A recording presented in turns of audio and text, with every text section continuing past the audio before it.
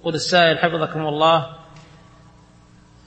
يقول يعني يرجو عرض سؤاله، يقول أنه يأمر أصحابه بالصلاة حتى أنه من كثر الأمر أصبح عدوا لهم برأيهم، فما توجيه سماحتكم؟ ما هو بعدو لهم، بل هو أصدق الأصدقاء لهم ويريد لهم الخير.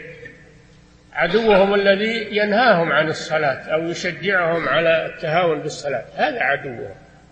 أما الذي يأمرهم بالصلاة هذا هو الناصح لهم والمشفق عليهم، الذي يهمه أمرهم. فهذا يجب أنهم يعرفون قدره وأنهم يأخذون بنصيحته بدل أن يتهموه بهذا. نعم.